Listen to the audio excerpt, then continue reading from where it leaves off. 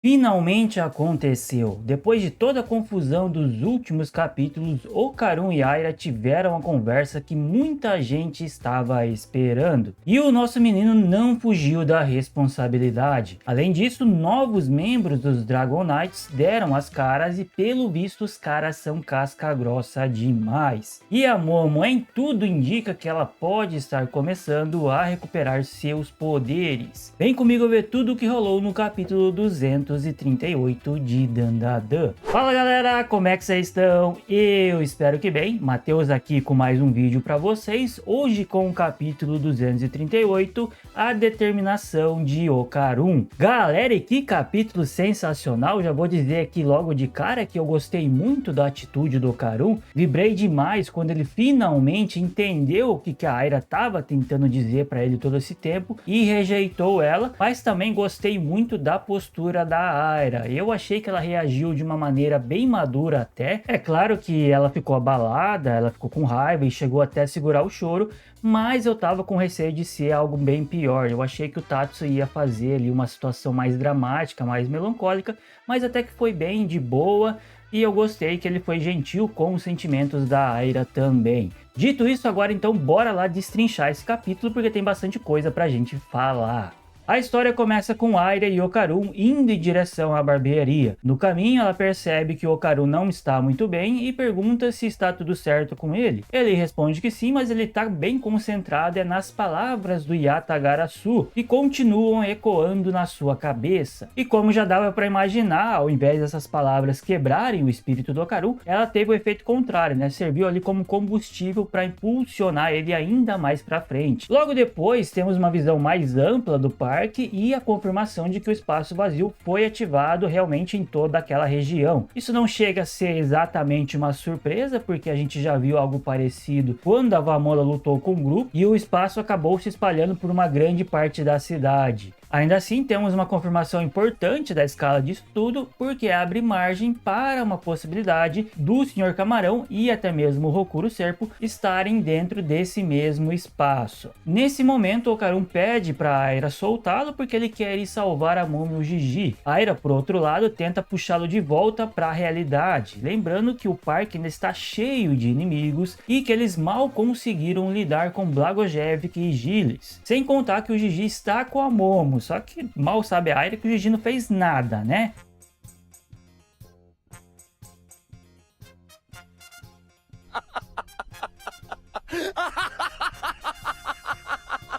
Então o mais seguro seria seguir direto para a barbearia o quanto antes. Mas o Okarun não aceita isso, ele insiste que não pode simplesmente ignorar o fato de que Momo e Jiji foram capturados e estão sendo usados como moeda de troca. Quando Aira pergunta qual seria o plano dele, ele responde de forma direta e simples, que é admitir a sua própria derrota para abrir caminho até eles. Aira rebate imediatamente dizendo que isso não vai resolver nada porque ele não tem mais o poder da vovó Turbo e principalmente não estão em condições de enfrentar mais nenhuma ameaça no estado atual. Mesmo assim, ele continua firme. Aira pede que ele confie no Yatagarasu e siga o plano, mas Okarun ignora tudo e segue andando em direção ao museu cada vez mais determinado. E aqui começamos a entrar em uma das melhores partes do capítulo, se não for a melhor, hein? Eu arrisco dizer que talvez seja a melhor parte, a melhor cena do capítulo foi essa daqui. Aborrecida por não ser ouvida mesmo sendo tão direta, Aira segura o pulso dele com força e diz que não vai deixar ele ir, nem que precise arrastá-lo de volta. Nesse momento ela deixa escapar que não quer perdê-lo, pois ele é muito importante para ela. Ela o abraça numa tentativa desesperada de fazê-lo sentir o que ela sente, como se aquele contato fosse suficiente para fazê-lo mudar de ideia. Um silêncio pesado toma conta da cena até ser brutalmente quebrado pela confissão de Okarun. Eu amo Ayase-san. Por um instante, tudo parece congelar. Aira fica perplexa, enquanto Okarun se afasta lentamente do abraço e volta a caminhar. Agora com os olhos marejados, ela ainda tenta segurá-lo pelo pulso, como se recusasse a aceitar o que acabara de de ouvir. Ele pede desculpas e se solta mais uma vez, e essa cena cria um contraste muito forte com aquele momento lá do capítulo 230, onde tivemos um foco, uma ênfase nos dois de mãos dadas, e onde a Aira praticamente construía uma ilusão em torno da ideia de ser correspondida. Aqui, porém, essa fantasia começa a desmoronar de vez. O que restava de esperança vai se desfazendo conforme ela percebe a distância real entre eles. Mesmo assim, ela não desiste dele, segura seu ombro e decide acompanhá-lo, dizendo que vai junto salvar a Momo. E nesse ponto, ela ainda admite que o sentimento dela por ele é tão grande quanto o dele pela Momo. Ela diz que Okarun a irrita e ele pede desculpas por isso, mas só consegue fazer ela se irritar ainda mais. E diz que ele vai ter que compensar tudo isso de alguma forma ou nunca será perdoado. Infelizmente para Aira, ela vai ter que se contentar em ser amiga do Okarun, mas como eu disse anteriormente, essa reação dela só mostra o quanto ela amadureceu recentemente. Voltando ao presente, Momo, Okarun e Aira finalmente estão reunidos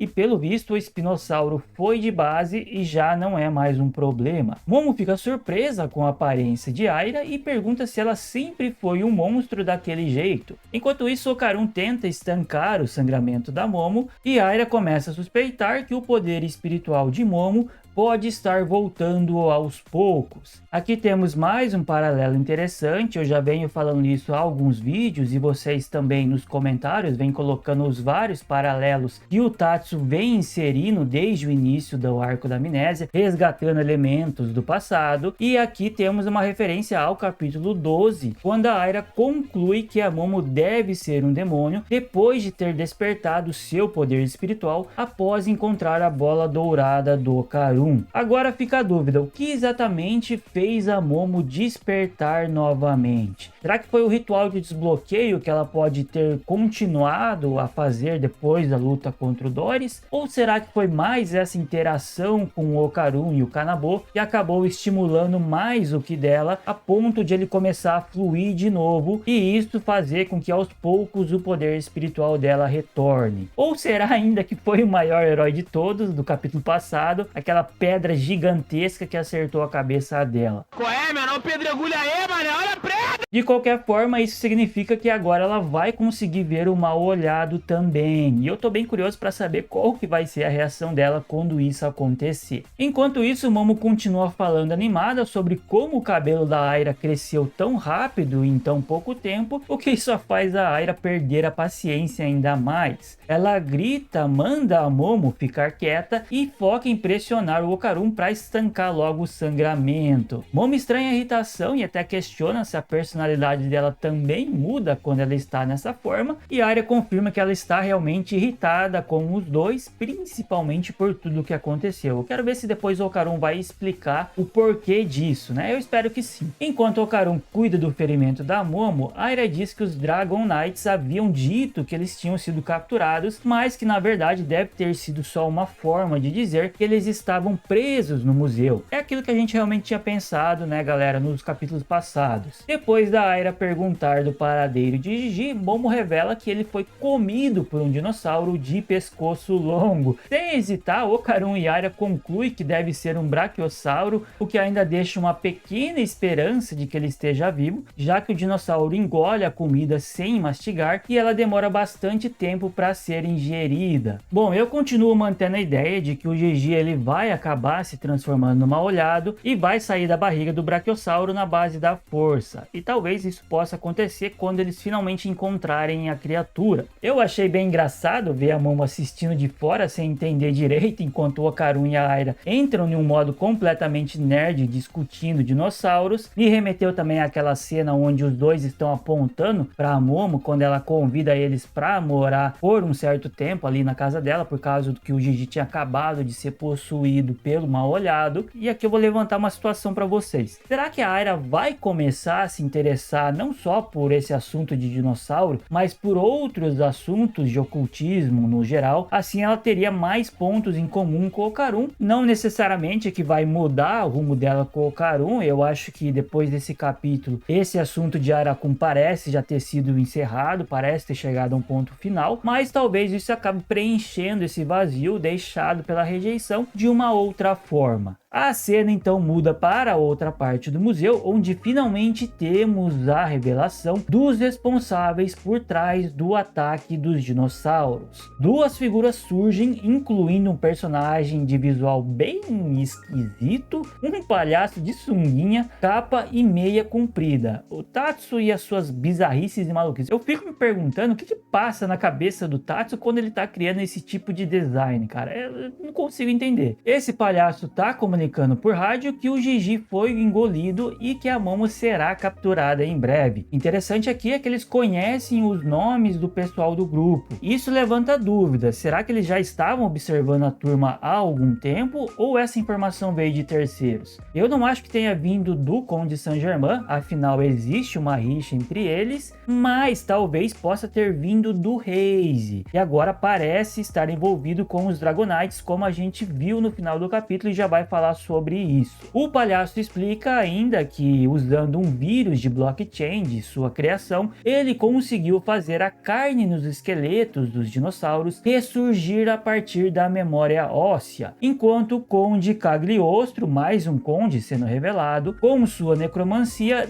deu movimento a essas criaturas, clamando serem os grandes necromantes da geração atual. E vamos lá, galera, tem duas coisas que eu quero falar sobre isso daqui. A primeira é que aparentemente os Dragonites podem atuar em duplas. Já vimos que os Gilles e o Blagojevski claramente possuem poderes que se complementam. Agora esse novo par pode seguir a mesma lógica, porque um fez os dinossauros voltarem à vida e o outro deu a movimentação para eles. Então são dois poderes se complementando. O que me faz pensar, será que ainda existe mais um Dragonite não revelado? Porque com os membros que foram revelados nesse capítulo temos um total de 7. O que indica que possivelmente estaria faltando mais um. Isso se o grupo não for maior ainda. Será que o Tatsu vai meter aqui uma espécie de Akatsuki versão Dandadan? Seria interessante, hein? A outra coisa é que a inspiração para esse outro conde, assim como os outros personagens, deve ter sido baseado numa figura histórica real, que é o Conde Gagliosto, que era conhecido por ser um ocultista, alquimista, curandeiro e por ter fama de ter poderes sobrenaturais. O Conde Gagliosto, em certo momento da sua trajetória, chegou a atuar como conselheiro direto do rei da França, Luís XVI. E isso acaba chamando a atenção porque o Vlad também é apresentado como príncipe da família Delacroix, e embora ainda não tenha sua origem totalmente confirmada, o nome sugere fortemente uma ligação com a França. A partir daí a gente pode pensar que talvez os outros Dragonites que ainda não tiveram seus nomes revelados não sejam figuras aleatórias, mas sim inspiradas em personagens históricos que, de alguma forma, estiveram próximos de cortes reais ou estruturas de poder. Mas voltando à história, vemos 3 novos inimigos sendo revelados, além daquela dupla que a gente já falou. O homem à frente está falando com o palhaço pelo celular e explica que todos estão trabalhando para recolocar a família Delacroix no topo da ordem dos paladinos negros, e que nada mais importa a não ser completar as maldições da carta dos contos de fadas do demônio, que depende diretamente da habilidade do Takakura Ken. Esse do demônio aqui me pegou um pouco, hein? Eu não sei se foi só a tradução dessa vez que ficou desse jeito, ou se realmente tem alguma coisa a mais por trás disso, ou se esse é o nome completo. Pois eu vou ter que dar uma olhada mais com calma nisso daí. Mas a grande revelação vem quando ele diz que o Ocarum possui um espírito de Decosmos. Portanto, a única forma de fazê-lo admitir a sua derrota é capturar seus companheiros e forçá-lo a não ter outra escolha. Até agora, a única menção sobre o ID Cosmos aconteceu lá lá no capítulo 191, com o Amomo sendo a única pessoa a possuir essa condição, digamos assim. Mas agora temos a confirmação de que o Okarun também o possui. E embora seja um conceito ainda pouco explicado, algo que já sabemos é que as pessoas que estão ligadas a ele possuem uma força de vontade extrema e uma recusa quase instintiva de desistir mesmo diante da morte. Algo que já vimos com a Momo anteriormente, durante o arco dos globalistas, onde mesmo diante de tantos inimigos, ela não hesitou em se levantar e arriscar sua vida para proteger a Vamola. E agora vemos o Okarun fazendo o mesmo. Porém, essa força de vontade extrema acaba fazendo com que seus entes queridos sejam marcados como alvos, numa tentativa de quebrar o seu espírito. Com essa revelação, a fala do Yatagarasu ganha ainda mais peso, já que agora o Okarun não tem escolha além de ficar mais forte para proteger aqueles que ama. E então temos mais uma confirmação de que o Raze continua agindo contra o grupo. Agora aliado aos Dragonites, ele foi recrutado para aumentar a pressão sobre o Okarun. E como eu disse anteriormente, eu acho que ele foi quem passou as informações do grupo para os Dragonites, né? Os nomes e por aí vai. O homem em contato com o palhaço cobra o Raze para que ele haja direito e reforça que eles não podem deixar que o Saint-Germain fique com mais méritos. De novo, essa questão do Saint-Germain não levar todos os méritos, que deixa claro que existe uma disputa interna. Só lembrando que o Conde Saint-Germain ele é uma pessoa de fora da família Delacroix e foi contratado pelo Vlad como um consultor. E na verdade pode ser que ele não seja afiliado a nenhuma família dos Paladinos Negros, mas sim só um cara mesmo que presta serviços de consultoria criminal, tipo um professor Moriarty da vida, enquanto que os Dragonites são os protetores da família Delacroix. Portanto, de acordo com eles mesmos, eles devem ser aqueles a apoiarem o Vlad. Eu me pergunto se o Conde Saint-Germain vai acabar fazendo uma aliança com a turma para ajudar eles a enfrentar os Dragonites, como a gente já viu o próprio levantando essa possibilidade no passado. Porque eu sinceramente não acho que eles vão ter sucesso em roubar o poder ou a habilidade do Okarun nessa tentativa, e também não acho que vai ser a última. E ainda temos o retorno do Barão Vermelho, que estava sumido já há alguns capítulos, e pelo fato dele estar pedalando e também pelo Dragonite ter dito que só tá faltando a habilidade do Okarun, é seguro de assumir que ele realmente teve seu poder roubado. Bem feito pra ele, né? Eu achei que foi pouco ainda, eu achei que ele devia ter apanhado pra caramba por tudo que ele fez com a Seiko, a Rin e a Kouki. Agora, pra onde diabo será que ele tá indo, hein? Parece que ele tá com pressa, tá pedalando ali com força e tá todo suado.